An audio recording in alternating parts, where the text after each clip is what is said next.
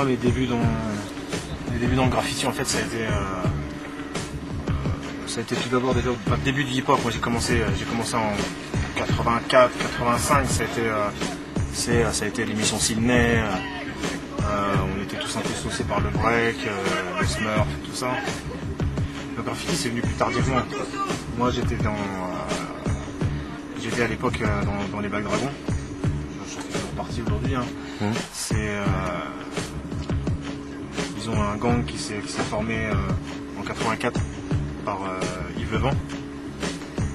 Et on chassait les skins. Il y avait plein de skins sur Paris, donc en fait, on faisait des descentes à droite à gauche, on essayait de les chasser. Quoi. Moi, le graffiti, c'est venu comme ça. C'est-à-dire qu'à la base, j'étais pas trop dans le mouvement hip-hop, entre guillemets, c'est Peace, Love, Unity, tu vois, c'était plutôt gang.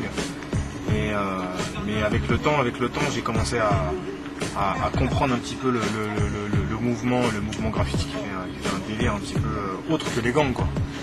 Mais dans les gangs, on taguait tous, en fait. Je sais pas si tu vois, tu te rappelles un peu de l'époque, après 86, entre 86, 80, enfin disons, on pourrait même dire 87, 88, le graffiti a explosé, quoi. On peut pas dire qu'ils ont compris grand chose à ce qui s'est passé, ça a été énorme, quoi. Tout le monde taguait. C'est-à-dire que tu sortais de primaire, ou de collège, t'avais ton petit Posca et entre chez toi et entre ton école et chez toi, t'avais de toutes les couleurs, tous les portails, ils étaient tagués, quoi, tu vois. Donc c'était aussi un phénomène de mode, c'était un nouveau mouvement qui débarquait, tu vois, et ça a saucé tout le monde, quoi. Au début, je prenais pas beaucoup de trains, je taguais sur les trains. 89, 90, 91, je défonçais les intérieurs et les extérieurs à la Bubs, au marqueur et tout ça. Je passais des nuits à rentrer dans les wagons un par un, à faire les intérieurs. Mais bon, voilà, c'était au Kerma, quoi. Tu vois, c'était à l'encre, c'était au Baran, tu vois, c'était plutôt ça. Maintenant, les feux gras, pas trop. Je sais pas, c'est parce que j'y pensais pas, c'est parce que en fait, on faisait plus il n'y avait pas le place sur les voies. Il y avait beaucoup de place, il y avait quand même de la place sur les voies, tu vois, il y avait pas mal de couleurs à faire, il y avait beaucoup de choses à faire sur les voies, donc et c'était un peu la guerre du style, quoi. Le style était affiné, tu tombais sur un transformateur électrique peint par les FBI, n'importe quoi, tu voyais des effets dingues, c'était fin, les contours étaient petits comme toi, c'était fin comme ça, c'était pas les graphes qu'on voit aujourd'hui au FAT, tu vois, c'était vraiment la guerre du style pure et simple, il fallait vraiment imposer son style et il fallait mettre de la couleur sur les voies. Donc moi c'est ça qui m'a fait kiffer. Il y a aussi autre chose, c'est qu'on volait ses bombes. Pas les moyens d'acheter, déjà pas les moyens de payer le transport, on était un peu en galère, quoi, donc acheter ses bombes c'était même pas la peine, quoi. Ça me fait rire. Ça me fait vraiment rire. Ça me fait vraiment rire, surtout venant de lui, en fait. Avec le respect que tout le monde lui doit par rapport à son passé, c'est quand même le précurseur, c'est un des précurseurs. C'est quelqu'un qui a amené le graffiti en France et qui nous l'a fait connaître. Et en plus avec un bon style, quoi, donc voilà, mais ça me fait vraiment rire, quoi. Pourquoi ça me fait rire venant de lui? C'est quelqu'un que, si on connaît un petit peu le personnage, à moins que j'ai des mauvaises informations, mais c'est quelqu'un qui n'est pas à l'abri du besoin, quoi, du tout. Déjà, tu le vois à l'époque, ils avaient les caméras, ils se filmaient, quoi. Je sais pas si tu sais, une caméra en 87, c'était quoi? C'était gros comme ça, tu vois, ça coûtait des bars, à la limite, t'avais un magnétoscope, t'étais un bourgeois, quoi, tu vois, en banlieue, tu vois. Inciter les petits gamins de 13 ans à les péter à des bubs, je trouve ça malsain, quoi. Il y a des gens qui devraient faire attention à ce qu'ils disent, en sachant qu'il y a des nouvelles générations qui arrivent, et qui ont 13 ans, qui viennent de familles assez pauvres et tout ça, tu vois. C'est pas quelque chose que moi je peux dire. Je peux pas inciter les gens à dire voilà, t'es pas un vrai, parle pas avec moi parce que t'as pas pété tes bubs. Moi je trouve ça immoral. On vole que par nécessité, on vole pas par style. Moi je suis contre. À la base, le mouvement, pour moi, le mouvement graphiste, c'est pas un mouvement anarchiste. C'est pas un mouvement genre on est en guerre contre l'État et on est en fait. Non, on a un cri. On avait quelque chose à dire, on était jeunes, on voulait s'éclater, on voulait qu'on nous entende. Et aussi, on n'avait rien à foutre. On n'avait rien à faire de nos journées. Ce qui m'a choqué, moi, quand je suis revenu, moi j'ai vécu à l'étranger, j'ai vécu en Afrique, tout ça. Et donc pendant 5 ans, moi j'étais décalé de tout ça. Je suis revenu à Paris et j'étais au magasin, je vais pour acheter des vapes. Et puis en fait, je regardais là, tous ceux qui étaient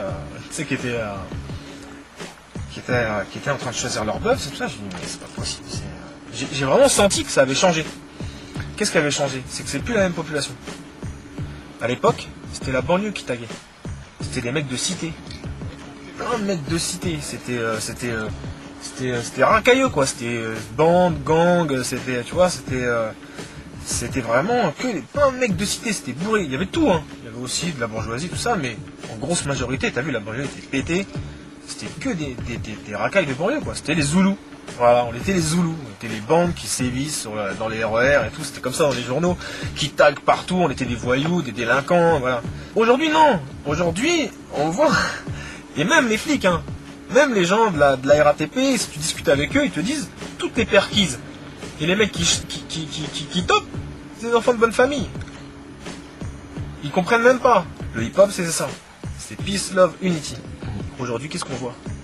Tu fais un grave sur les voies ferrées, tu te fais toyer. Tu vas dans un terrain vague, les 15 mecs ils arrivent, ils te défoncent à coups de boule, ils te prennent tes bubs. Il est où le peace? Il est où le love? Il est où le unity? C'est pas mon mouvement. On n'est pas dans le même mouvement. Moi je suis dans un mouvement hip-hop, eux ils ont un mouvement racaille, qui n'a rien à voir. Ils guetta, ils sont dans un mouvement e-tag, mais qui viennent pas parler de hip-hop. Le hip-hop c'est pas ça. Ne parle pas de ce que tu connais pas. Moi, le graffiti m'a sauvé des gangs un petit peu à un moment où je savais tout où j'en étais. J'étais le seul blanc dans un gang de black. Il fallait que je me tape pour ça. J'ai saigné pour rentrer dans ce groupe. Et je me suis fait défoncer, j'étais à l'hôpital, j'ai failli mourir, on m'a tiré dessus, des balles qui sont passées là. C'est pas du pipeau, hein. La balle, là, comme ça. On a failli m'ouvrir la gorge à Sarcelles, j'ai évité le coup de couteau à 2 cm comme ça, ils étaient tous sur moi. Des grosses bagarres, des trucs. On chassait les skins, après on s'est chassé entre nous. On a fait des conneries. On a fait n'importe quoi. Au lieu de s'unir, on s'est tapé entre nous, on s'est entretués.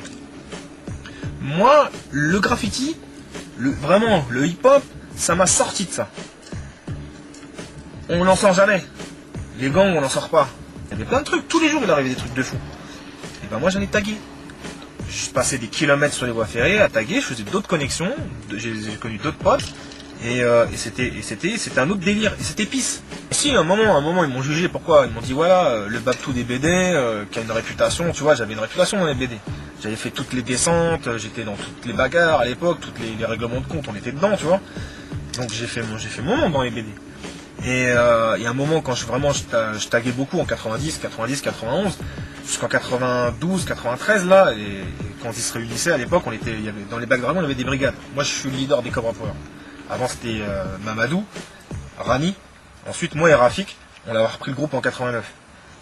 Mais moi, fin 89, début 90, j'ai réorienté le groupe vers vraiment le hip-hop. C'est-à-dire que j'ai recruté des taggeurs, j'ai recruté des rappeurs, des danseurs et tout ça, et j'ai essayé de le diriger vers un truc, tu vois, genre vraiment hip-hop. Et en fait, à l'époque, il n'y avait pas de portable, il n'y avait pas de Viper, tu sais, il n'y avait rien. C'est-à-dire, on avait tous des surnoms, c'est-à-dire que je savais pas comment tu t'appelais. Tu vois, c'était comme ça à l'école, hein. Il fallait jamais dire ton nom. Il y avait un meurtre, ou il y avait une bagarre sur le pas, qu'on s'appelle dans la rue, il y avait un mec qui s'était fait chlasser, il était mort. Il fallait pas qu'il y ait un mec qui te balance et qui dise ouais, il s'appelle un tel, tu vois, donc c'était comme ça.